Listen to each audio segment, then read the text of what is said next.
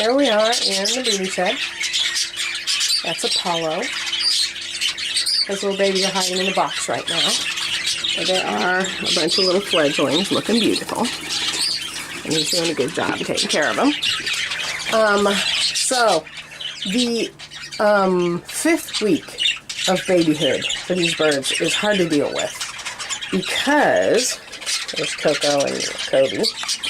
Because in regular parakeets, by the end of the 4th week, the babies are really well developed, getting ready to fly, out of the nest, running around, eating. But these birds are so much bigger, it takes them longer to grow up. So you get to see this extra week of baby care that needs to take place. But the hens are biologically programmed to reset, in other words, start a new nest right around 4 weeks of age, or maybe even a little before that. They'll start laying eggs again, and they stop feeding their older babies.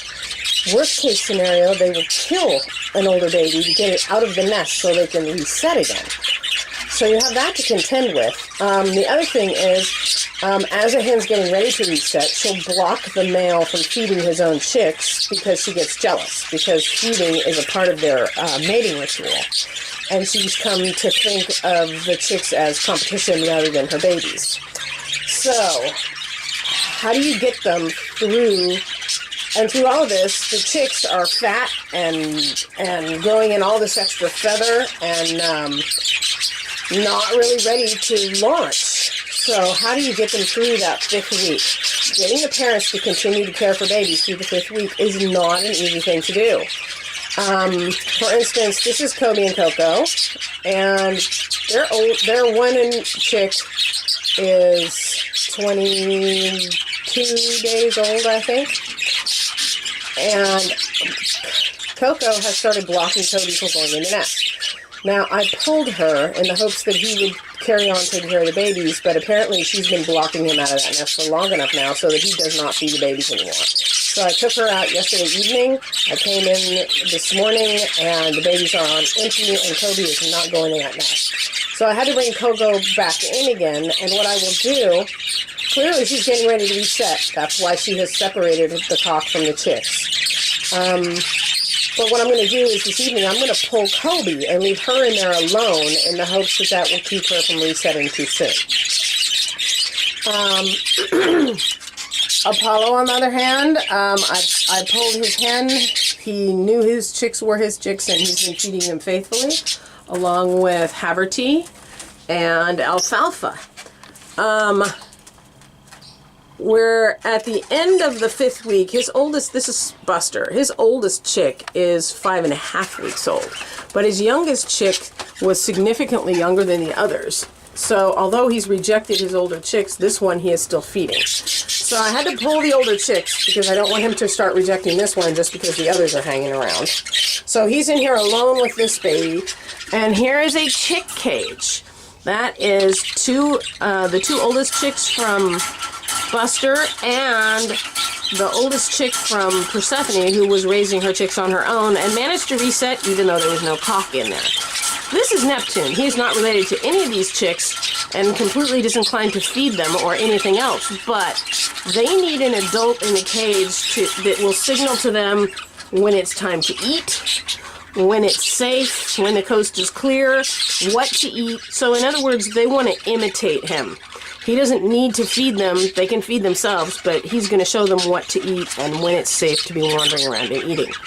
And he's going to encourage them to do things like climb up on the perch and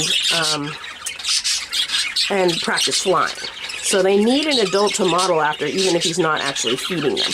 And adult males are very passive when it comes to babies. Like, oh, you're a baby, I'll leave you alone. So, Cookie's babies are doing great. He is still taking care of all of them.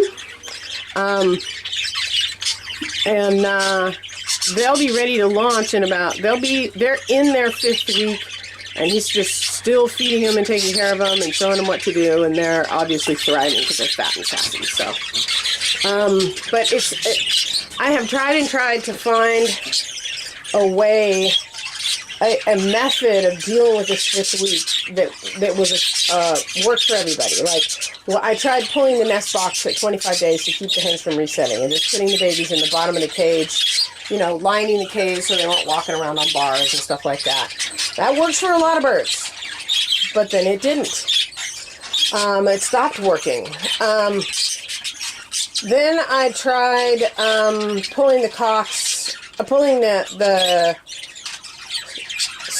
tried pulling all the hens, but some of the cocks don't feed the babies. Then I tried pulling all the cocks, but some of the hens don't feed the babies, and they flip before the babies are ready. So basically what it comes right down to is there's a trifecta. A nest box, a hen, and a cock will reset and leave babies that are not old enough yet starving. So you have to find a way to break up the trifecta. So a lot of times pulling the hen will work. A lot of times pulling the box will work. Sometimes it takes pulling the cock and leaving the hen in there alone. It's just really up for grabs. So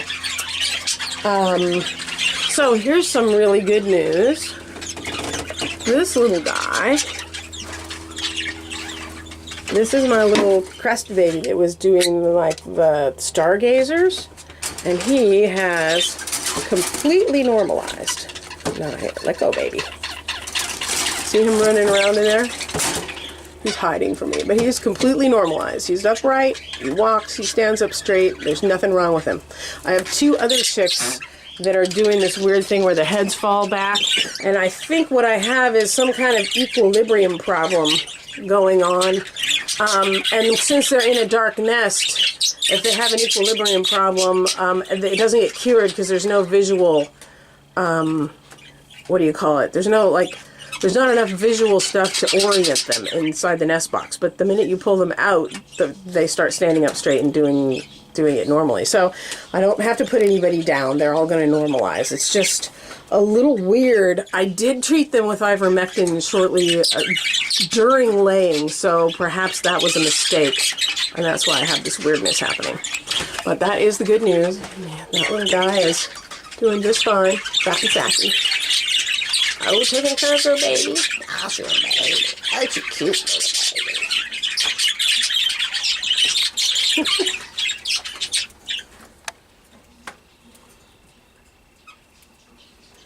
He's all fat and sassy.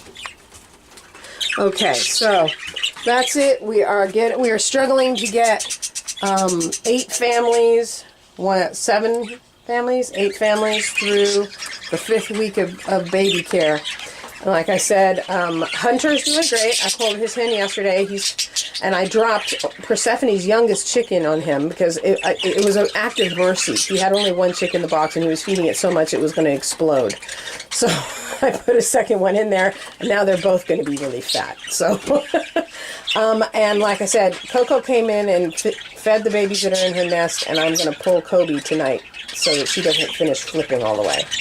Fingers crossed, because I fostered a baby that's 10 days younger than her baby, so there's this huge age discrepancy. She says, stand on my box. You see, so I have to keep her from flipping. The other thing I could end up doing is dropping him on Katesh, the youngest one, if she quits feeding him, because her babies are in that ballpark, but he's obviously a little older than they are, so it's going to be a challenge.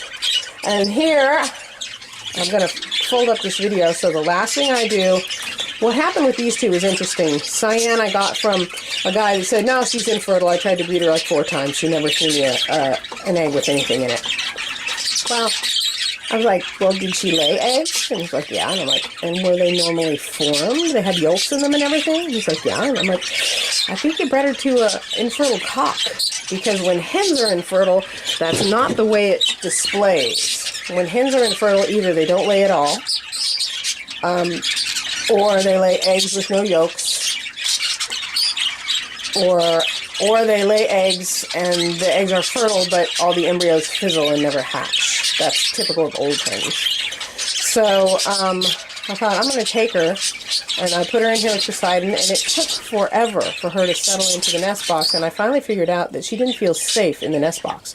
Every time I came in here, I was like, she never even looked in the nest box as far as I could tell, and then finally it occurred to me, maybe she just jumps out of it every time I come in. So I snuck up on them once and peeked in, and indeed she was in the nest box. But it took her nearly a month to settle in that nest box and be able to stay in it without being afraid. And during that process, she laid 2 eggs that never developed, which I think was probably because she would jump out of the nest box when I came in to feed the birds, and it takes me over an hour. So those eggs would go cold. So as they started to develop, they died. But finally, she decided to sit and stay put, and she has 3 eggs with fertility in them, so she's not infertile. And 2 of them have hatched, but I need to take a look at those babies. So what I've been doing is this, she's always the last one I touch before I leave, because I need to leave so she can go back in her box. So I'll show you them, and then I'm going to turn it off because I got to examine the babies and I need both hands. So go on, Missy. Out you go. They look really good. Come on, all the way. Oh, now she doesn't want to get out. Look at her. She's like, I'm not leaving my baby. Okay, they look, actually, I'm not going to pick them up. They look pretty well formed. Well, maybe I should pick up the biggest one. Make sure they're getting enough calcium. His legs are a little on the short side, but other than that, he looks really good. One of those 3 eggs still has an embryo in it. So I'm going to wait and see what happens, but they're in good shape. Okay. All right, I got to leave now. So that's Cyan right there. Oh, she's got goo around her face. I don't know what that is. I'm going to have to check her. She just pooed and it's solid, so.